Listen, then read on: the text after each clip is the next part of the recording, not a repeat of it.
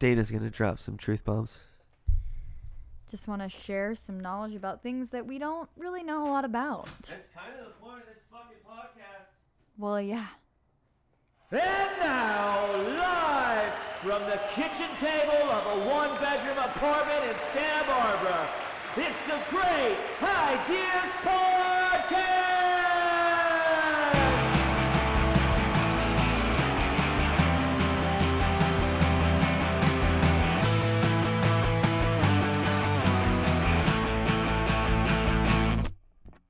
I told you guys time and time again, all you have to do is cook for a motherfucker and make sure that we're drinking and hanging out and having a good time and smiling, and they will get on these mics. Yeah, I'm here. Identify yourself, homie. My name is Dana Cucci. I hail from Long Island. The longest of the islands. It's a decently long island. It's really skinny. I'm like a fifth generation Italian American mixed with a lot of other things. Have Italian Americans even been in America that long? Maybe four generation. Let's see. Not I have no grandma, basis for this argument. and then I love you. great grandma, and then fourth generation. Maybe we'll go with that. So, hi. Hello, darling. What's happening right now? Not too much. No. What's physically happening right now? We're on our second bottle of wine. Where did the second bottle of wine come from? I already told the podcast. Oh, did you really? Mm-hmm. Oh, dude. You missed my joke. Professional. It's not a joke if it's true. Well, It can be a funny piece of truth. So my joke was that the bottle of wine was $6.99, but the tax was $15 because we live in California. Okay, yes, that's true. So Chief, did you mention the fact that we open it on the walk home? that is a detail I did not include, but If you want, I can cut that out. I'm also not going to cut it out.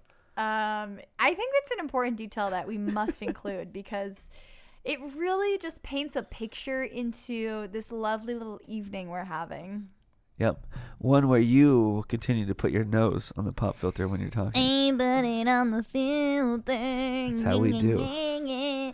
Okay, so this whole thing started with an argument over daylight savings time. I've been a big proponent of the take the hour back, fuck daylight savings. I tried horribly to explain to her why daylight savings exists, and then she busted out her phone and was like, let me Google this shit. Well, yeah, because I do not support daylight savings. I think it's straight up whack that it now is dark at 5 o'clock at night. It's like, hello, most people are working still at that hour. It's messed up. It is. But unfortunately, I don't understand like the functionality of it quite so much. So, like any good Samaritan, I asked Google who invented it. What does Siri and her cousins Google say? So she looked up specifically, right, like who invented it or who created it? I want to know who invented this shit so that I could curse their name. Okay, so let's give us the answer via Google, and then let's curse that name horrendously. This is the November 1st post-Halloween, post-daylight savings bonus podcast featuring Dana motherfucking Cucci from the longest island in the world. Okay, so straight up, a lot of people are like, hey, Ben Franklin proposed this shit.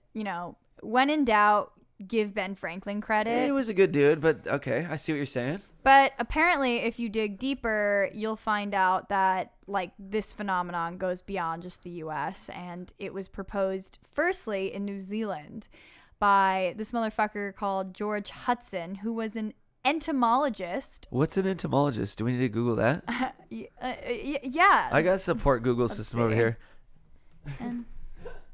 Entomologist? So entomology is the branch of zoology concerned with the study of insects. Okay. So it comes from a bug dude. Yeah. This bug dude was like, yo, we gotta fix this whole time thing. So he proposed a 2-hour time shift so he'd have more after work hours of sunshine to go bug hunting in the summer. Okay, so he was looking at it from winter time's the normal.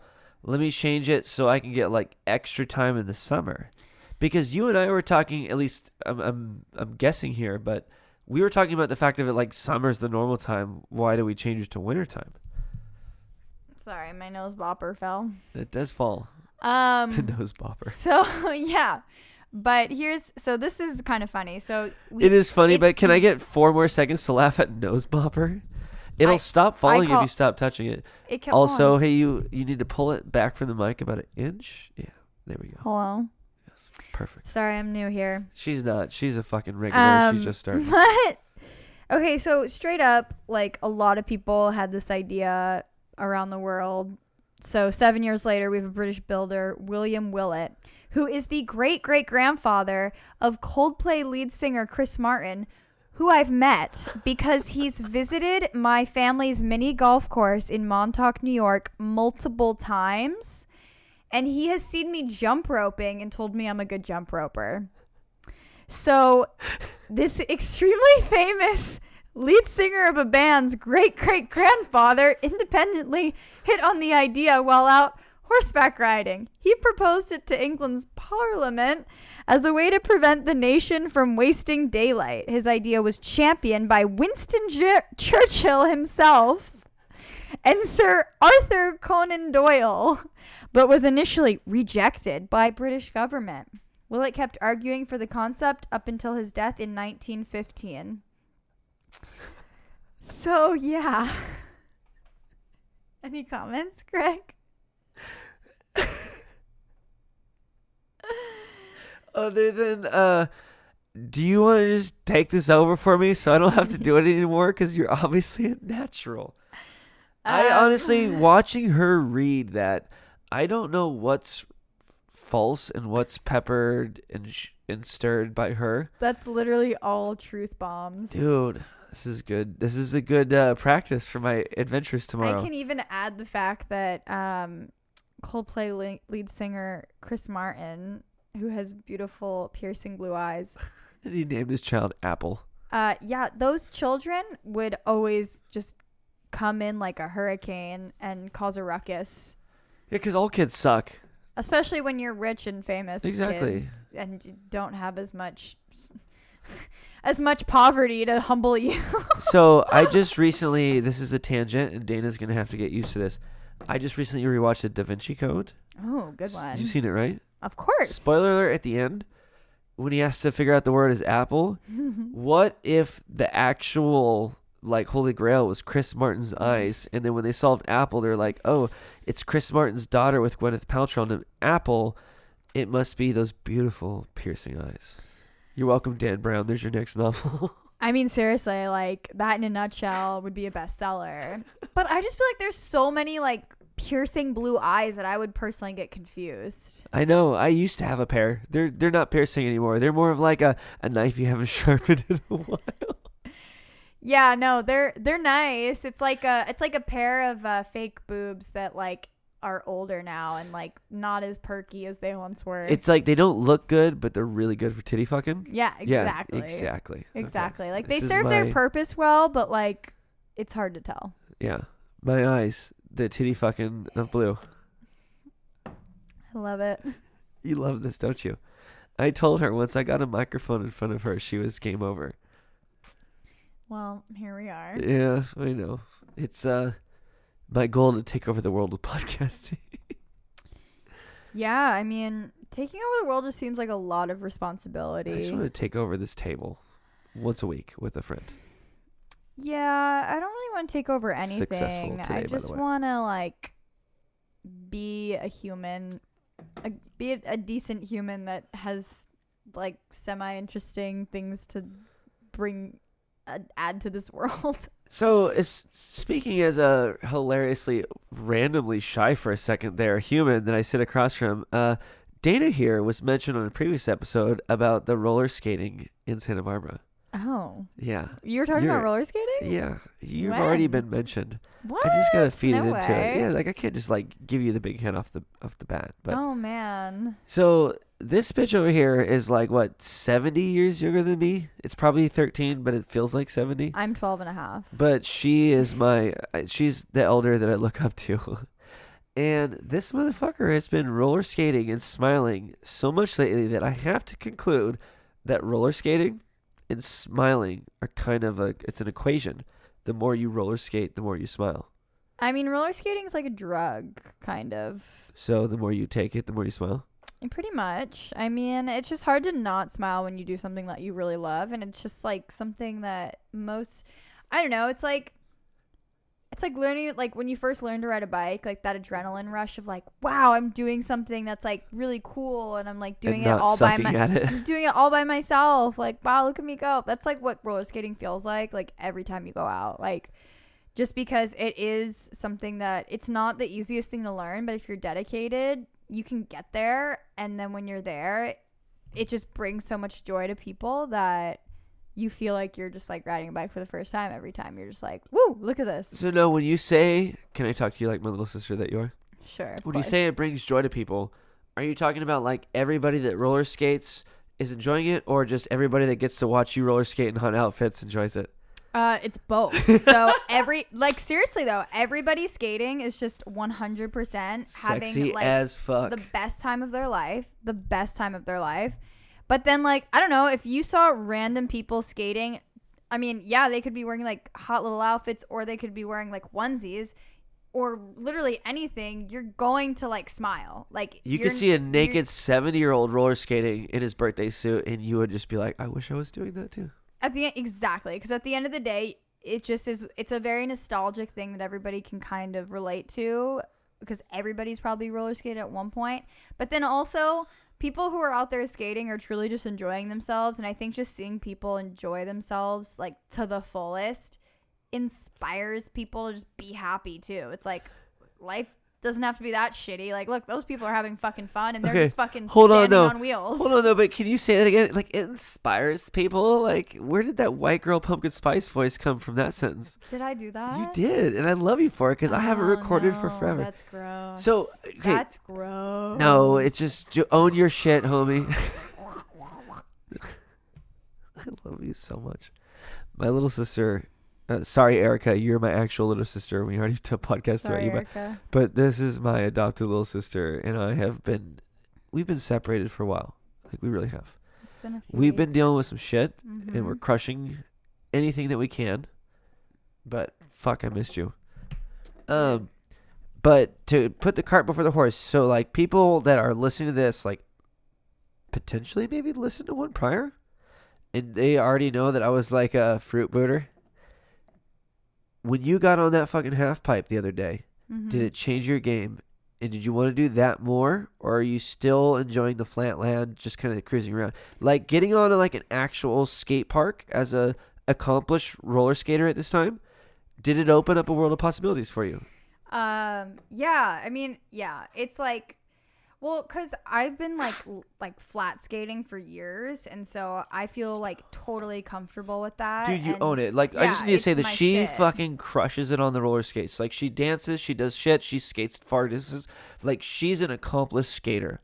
I'm pretty stoked on the progress I've made. And then going into the park, I have a separate like skate setup, and it's not the best that it could be. It's like on the more beginner level, like what does that mean, like quickly for the people that are uninitiated? So like, basically, like the skates I have for park, they're sturdier than what I normally skate in, but they're better ankle support, you mean? Yeah, but they're also cheaper than what I would want to be in. Like, the skates that I really want to have for the park are expensive, and I'm waiting for a particular color to come out. Oh, and this is the one giving me shit about waiting for my particular brand to come around. I know, that's true.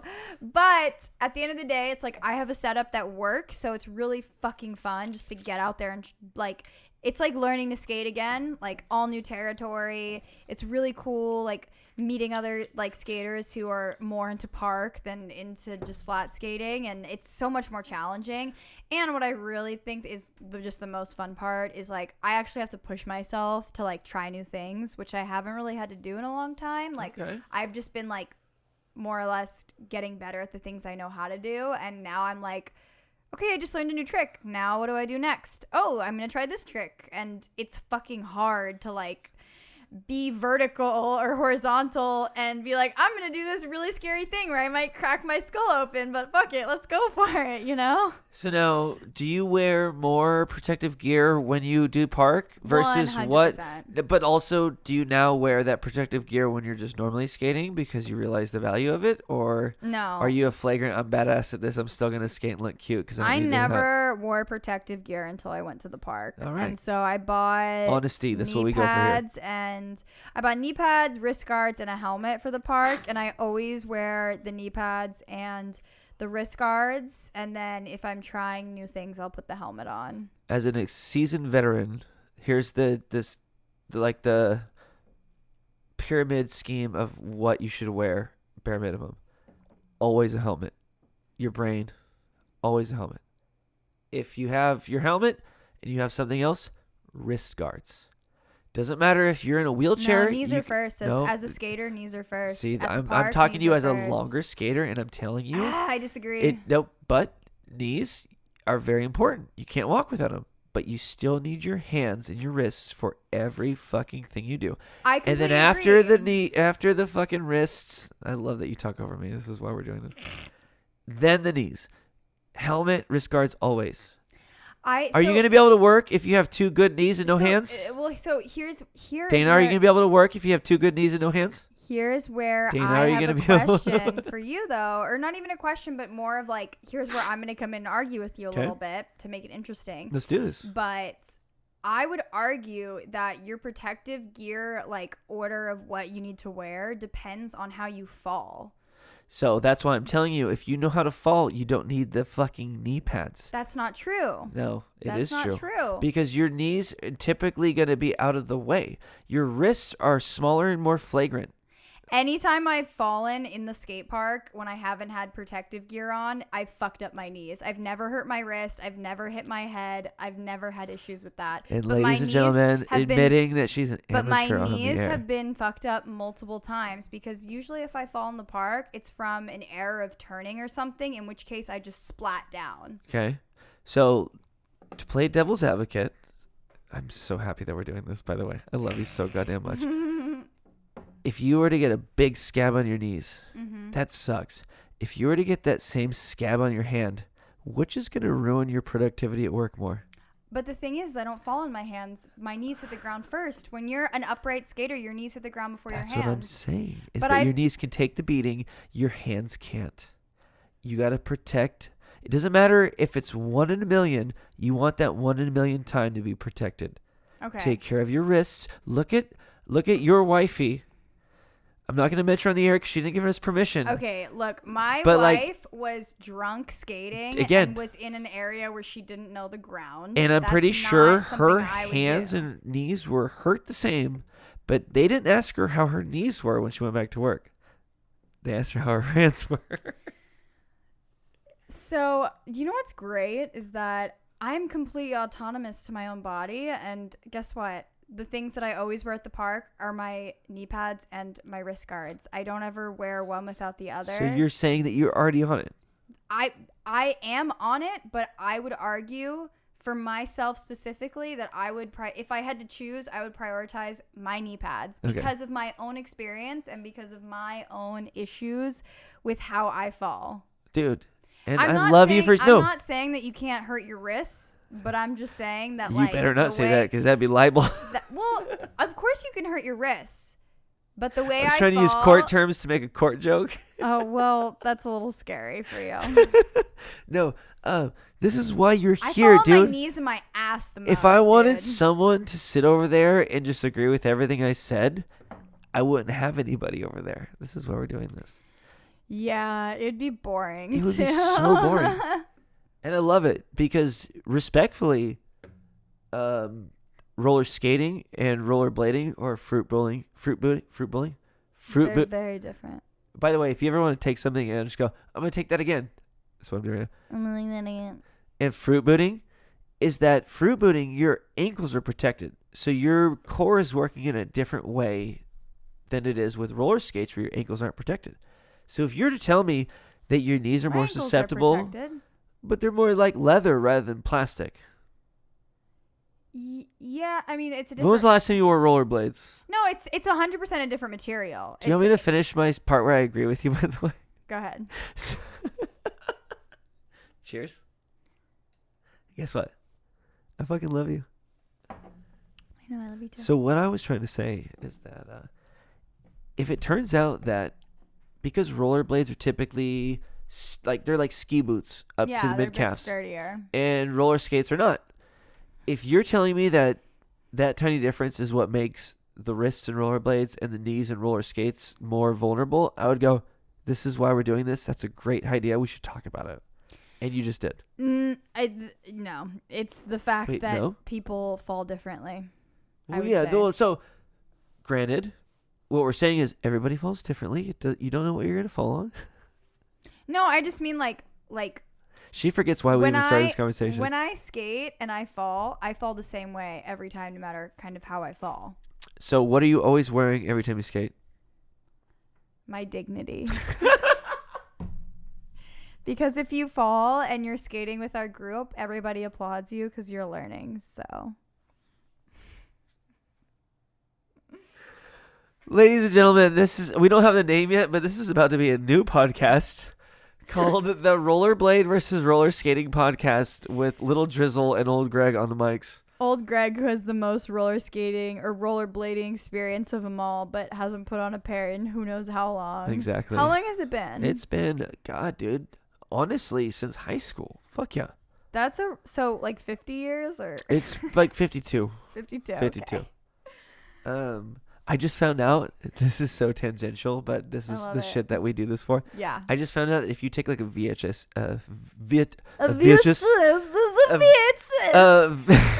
need a VHS? Oh, it's 3 hours long. You're going to need 2 VHS. Just ask the Titanic. So what? If you have a vagine, you take the VHS scene. If you have a VHS tape, they were tapes, right? They were called tapes? Yes, they're tapes. Were you even born when they were still making this? Yeah, dude, I just fucking broke it down that the Titanic was 2 motherfucking separate VHS tapes.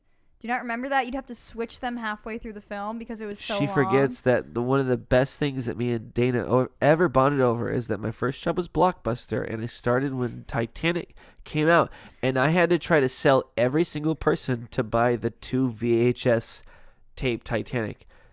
I can't even tell you how many times we've talked about this. She probably tuned it out because she's smart. You guys are tuning it out right now as well.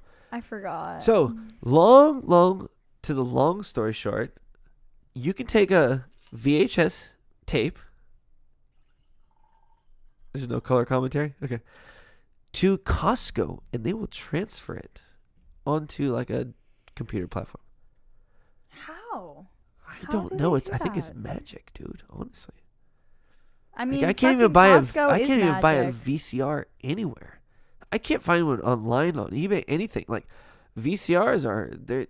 Did you ever have like the VHS tape that had the spot for the mini tape for your camcorder films? You mean, did I ever have a fucking camcorder in the late 90s to mid 90s? Yes. Well, I don't know. I didn't have many friends growing up, so I didn't know what was normal and what was like different. Here is why you can tell this is Dana's first time. What I said was completely patting her on the back for the reference, and then she got defensive.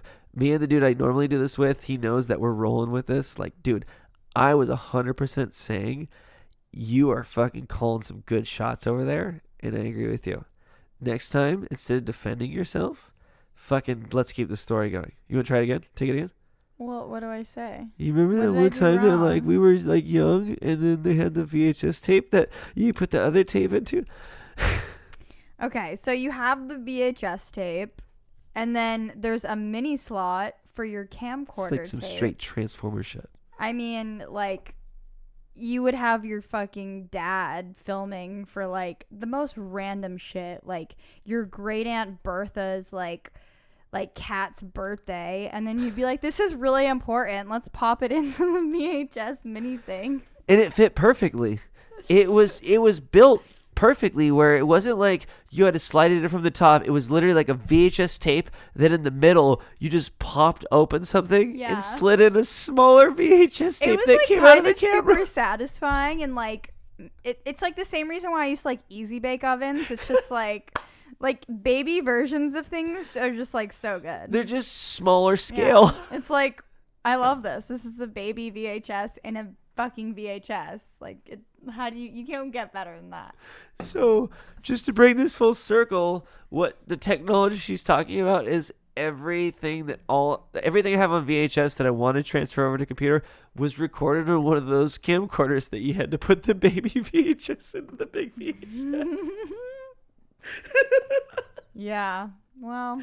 So I have called you an old soul for years, and I feel like I'm shooting really like not even close to the mark. Like this woman we don't have to talk about our ages on the air. Everybody knows I'm old Greg, but like this woman is my little sister. You guys can do the math from here. You are an old soul, and when you bust out shit like that, it makes me wonder if I was even alive when you were experiencing it. I gotta go like, wait, tell me more. Yeah, I mean, I was just like a bit of a loner child, so I think I have a very interesting perspective on this random shit.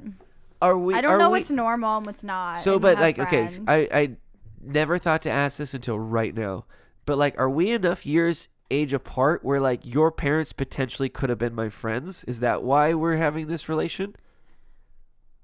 No. Okay, no. I had to ask, dude. My parents are old. I mean, not like super old, but like. But they're not young. They're not. They're not. They're not really, really, we're really closer young. in age than you're closer to my parents. Exactly. So. But just the nuances of the cultural shit that you and I like bro down on at work, especially and stuff. Like, yeah. It's like I feel like I'm talking to someone that graduated high school in 1999, which you did not. No, but I fully like identified with my brother's like birth year. Like, it's funny because I've always like identified with 2 years older than I actually am, because that's when my brother was born. And also still a baby for the record. No, 100%. But then like nuance that with the fact that I grew up in a small ass town when I didn't have any like neighbors that were my age and was just a fucking loner child in this little tiny town in New York. Like, you get you add like a decade maybe to like. For sure, dude. Yeah. You've added too many. Slow your roll, homie. I'm slowing down. She's wearing, I want to say, grandma sweater. No, fuck you. You just took my joke away from me. My grandma bought this sweater for me from Marshalls. She is wearing, like a really, really, if I was like someone that became famous as a child and then like came back as an adult to like prove that I was still famous for the right reasons, like I was good at my craft, and then I wanted to support turtlenecks, but also I wanted to wear an Afghan as a cape. And that would be my sweater. That's exactly what she's wearing right now. AKA a Marshall sweater that your grandma buys for you when you visit in the winter and you don't have warm enough clothing because you live in Southern California now. It's a good grandma. AKA $7.99. AKA the turtleneck part is like it's if someone wrapped a scarf around a crew neck and then decided to just make the 2-1. I have this in it's a very loose fitting turtleneck. Well. I bought it in 2 colors. What was the second color? Like a maroon mauve kind of. A maroon mauve? Like a mauve color, like mauve. Okay, so we did this earlier on a podcast.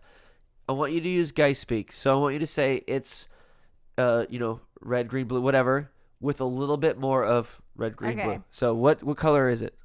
It's pink with a little bit more orange. Fuck yes, you did that perfectly, and I know exactly what you're talking about. I think we're probably talking about, I want to say like a PMS 482.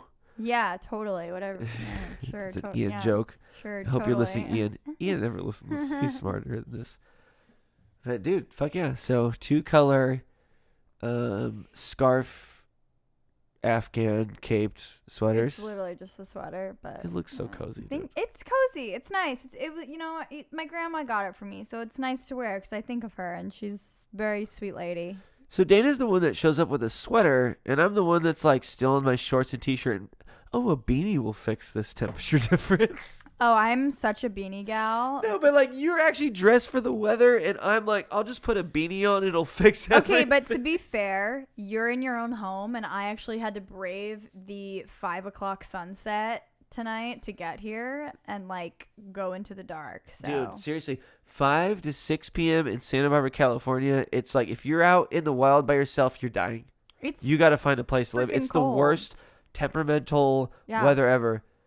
If you live in LA and you're thinking about coming to Santa Barbara between 5 and 6 p.m. every day it's like you can't go outside without dying. Just stay at home. I need to start Don't ever carrying, come like, visit my again. winter jacket with me because it's just like a switch. And also like I'm like being cold doesn't super bother me, but now that I live in Santa Barbara, I'm such a little bitch when it comes to the cold. I'm like, oh, it's 65 degrees. Better wear a beanie, gloves, and my Ugg boots. Like, what the fuck? That's fucking summertime in most places. Jesus. This is literally the number one thing all my friends make fun of me for is that apparently I'm a Dana when it comes to temperature. It drops below 75 and I'm like, Burr, you're wearing shorts? Okay. I mean, you got to dress appropriately for the weather. I will say that, like, if I'm in, like, a t-shirt and I'm a little chilly, I'm not that uncomfortable. Like, I'll just be like, yeah, it's, like, I'm cold, but I'm not, like, upset about it. Whereas some people would be like, oh, my God, like, I need to get a sweater or something. I need to go fucking kill a polar bear and, like, steal their coat to survive. Like, I'm fine. How far does Oprah live? I'm pretty sure she's got, like, a nice mink jacket in there I could borrow. Yeah, no, she's pretty close. She's right next to the ex-prince and Madame. I don't know what you'd call an ex-princess. An ex-princess? By marriage. It's a prince-exed. Prince-exed. I mean, we should really be calling her the ex-deal or no deal girl. You know what I should have done in that meeting I had with, the work meeting I was talking about earlier? Mm-hmm. I should have just been like, our number one goal is to get the ex-royals here to drink. That's what I should have led with.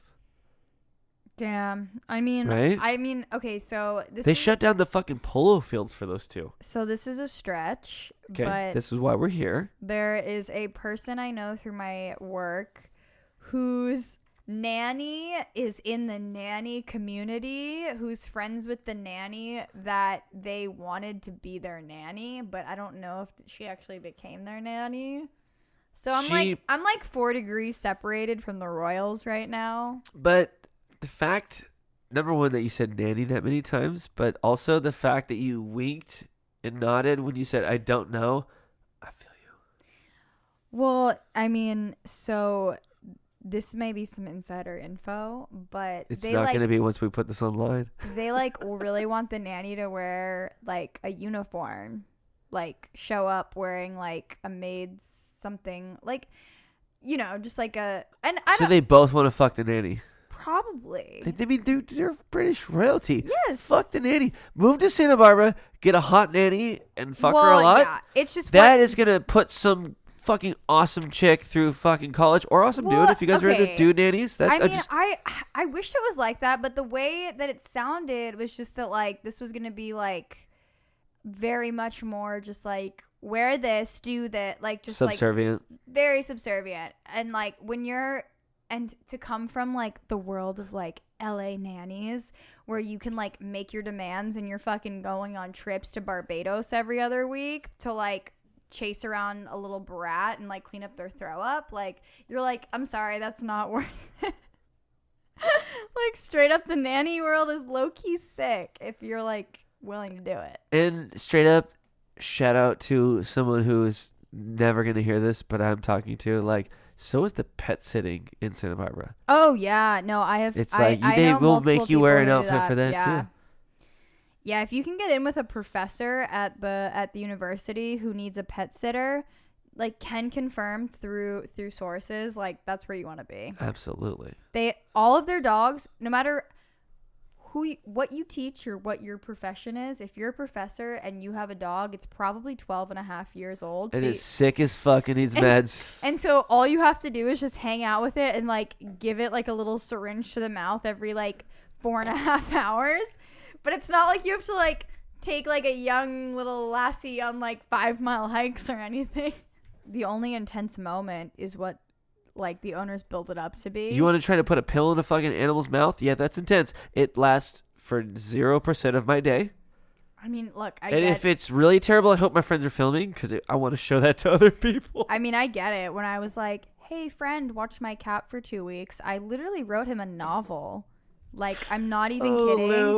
Lou and Crew on Instagram, by the way. Follow it. Lou that is and my Crew. baby right here is fucking Instagram, Lou and Crew. Yes. And it's just, you guys got to go to find out. Yeah, they're quite the dynamic duo.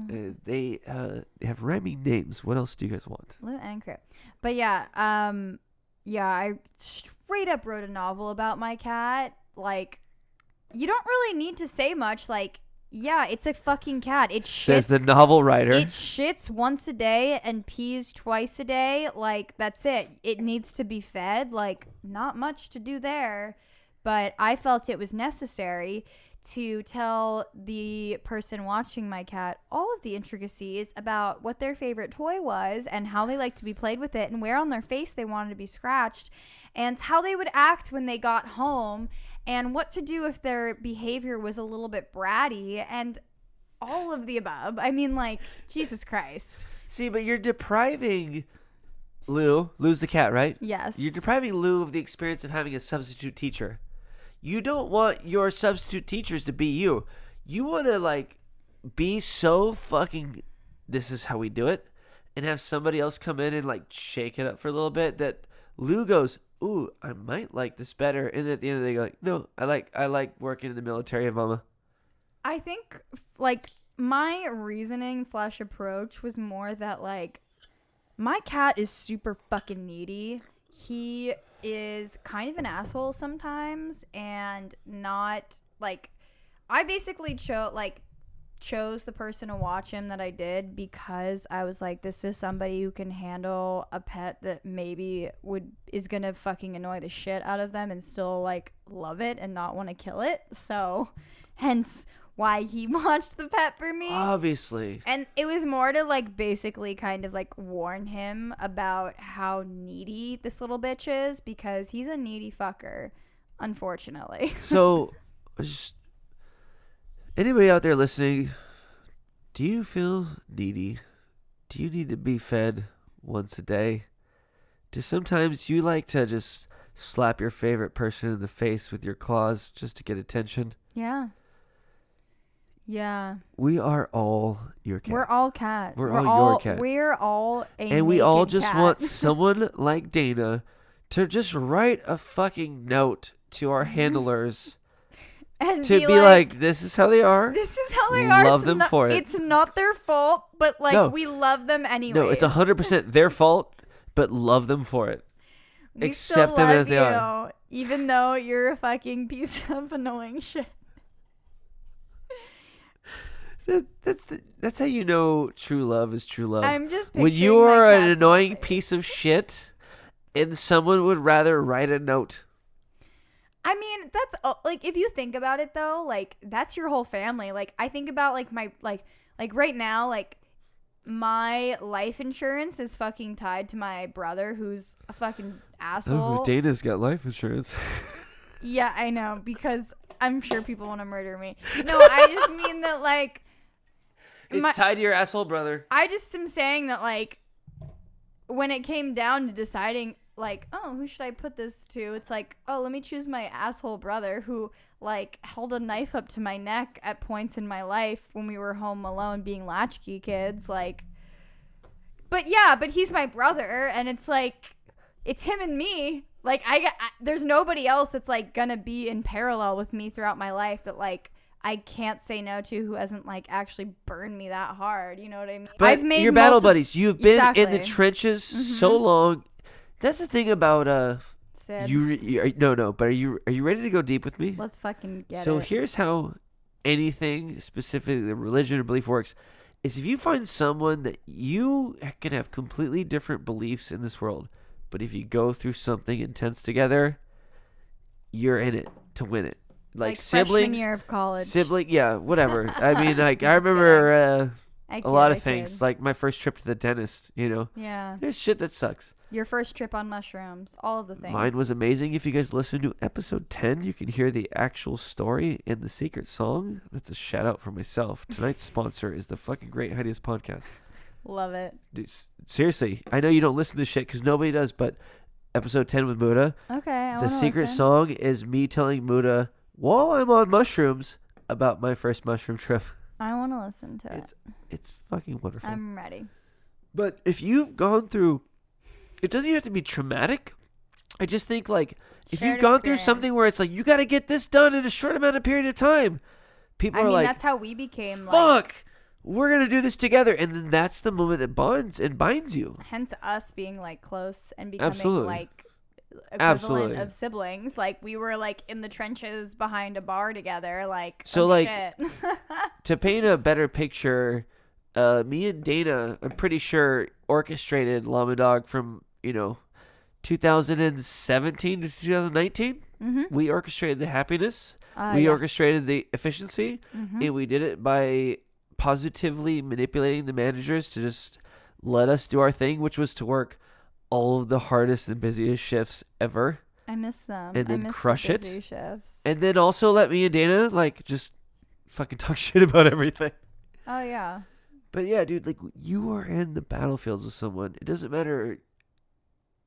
You could have a racist and a Black Panther, and they have to fight in the trenches together. And the next thing you know, they're like, "Baby, I want fucking so and so to come over for dinner tonight." 100%. And I think like that's something that we can all take away, just to get a little heavier. It's something we can all take away from like the whole pandemic bullshit. It's just like we like I can like it's very fucking rare that in your lifetime you have something that you can like relate to with almost with literally Universally. every other fucking human around you. It's like, how often is it that you have something that you can literally relate to every single fucking person with? And it's like, I mean, I've read books and had classes about just how going through traumatic shit and going through like really intense, devastating experiences really brings communities together and brings people together. And it's like the old saying, like, like there's always darkness before the sunrise, or whatever the fuck the saying. What is it? It's dark. It's always darkest before the dawn. It's always that's what I meant. Yeah, Florence the Machine. It's always darkest before the dawn. Who is? I wish Florence would sponsor us for that. If Florence was our, sorry, I'm in love with that woman. So am I. I'm gonna fight you to the death for her. Well, I mean, when last time I saw her perform here in this Santa is Barbara, a tangent we're taking it. You guys can just wait for the rest of this conversation. Like, she just like is a fucking ray of like blessing light, and is just like on stage like, "Hi everybody, like I'm so happy you guys came here tonight because I mean, you're just so beautiful, and I'm so thankful I get to see your beautiful faces, but also in these times, we just have to stay together, and we have to root for one another in peace and love, and we can do this together." And that's literally what she sounded like. And the funny thing is, and you're standing there crying. I know. You're amazing. I know, because this is okay. So I'm gonna go. I got a good mustache right now. I'm gonna go John Palminteri, Santa Barbara style. I'm gonna go Ron Burgundy, National style. Yes. She is speaking the truth, because this fucking BBIK, baddest bitch I know, sent me fucking videos of Florence playing at the bowl, because I was like, I'm too broke to go. You're going. Send me videos. And she was like, "Hey, do you want to see the video where she got up in the crowd and walked around and like was fucking 5 feet from me?" Florence, preach on, girl. Yeah. Thank you. I mean, anybody who's seen her perform live, and like not to brag, but I've seen her perform a couple different times. Dude, this is the whole point of this. And that's like that's why she's like one of my favorite performers. If you talk to anybody who's seen her perform, like, she really is just like a fucking ray of fucking sunshine who says one of the most grumpiest people I've ever met, by the way. I'm saying that on the air. Yeah, straight up. You are grumpy as fuck, motherfucker. I'm grumpy. I don't like nice things, but she literally will bring a whole crowd together with like the sweetest and most delicate words, just like that resonate with everybody. To the point that just peace. Fucking Dana will literally send me Snapchat after Snapchat like, dude, check this out. Oh my God. So great. And so to bring it full circle though, that in the movies, it's an alien attack. It's an earthquake. Turns out it's just the flu. There's never been a time in humanity we have all had to experience the same thing at the same time. It's a moment to like cherish. It's a test of empathy. Yeah. And this will be the 17th time I've said this on the air. Like Muda and I get down this. Like right now, COVID, you don't wear a mask for yourself. You wear a mask to protect everybody else. Yeah. This is an exercise to identify who actually gives a shit about other people. Yeah. If you're carrying it up, if you are Karening it up, like Karen, like the I know that it's like appropriate to say, and I said it too fast the first time. Well, like that bitch girl. But like, if you are essentially making this about you, yeah. you are missing the point. Fuck you. Seriously, get COVID. Fuck you. Like, eat your words. Everybody else right now is totally showing how much they love any stranger 100%. They ever meet. Well, like it's not that hard to just like, it's like opening the door for someone, you know? It's like holding the door for somebody. It's really not that much effort, and it shows that you're just paying attention to people around you, and it's really not that fucking hard. If you just put your fucking mask on, it just shows that you're paying attention, that there's people around you, and that like you have like at least an ounce of respect in your fucking body. So think of it this way. Who gives a fuck about the mask thing? But if you as a human can appreciate the idea that like once I get out of my car, I should put a mask on when I go into the grocery store and shit. Like, if you can just own that, you're gonna just crush it in life for the rest of your life because you're the person that will open the door for someone. You're the person that will be like, oh shit, like you're really busy as my waiter. I'm sorry that it's taking so long because it looks like you're working your ass off. Yeah. Like, oh my God, your family member just died. Like, no wonder you're having a hard day at work. Like, you're just gonna be that person. Empathy. Yeah, we are learning how to empathize on a global scale. Yeah, and we all fucking need that. We've needed it for so long. Well, yeah, we've been writing the history of world wars. How about the history of the one time that we all felt bad for each other? Can you imagine that? The Netflix. Yeah. This is finally the great idea of my side from this podcast. Can you imagine, like, because they come out every, like, 2 years? In 2 years? The Netflix of, like, how much empathy was created by COVID because we all just, like, gave a shit about each other rather than fought each other. And, I mean, that for sure, I hope that happens. So do I. 100%. It's the first time in history where we focused on camaraderie rather than adversity. And it sucks this whole election is happening right now. I honestly, like, good on you, politics, for still trying to prove you're relevant by luckily having an election during COVID. Any other fucking year of the lifetime, it wouldn't matter for shit.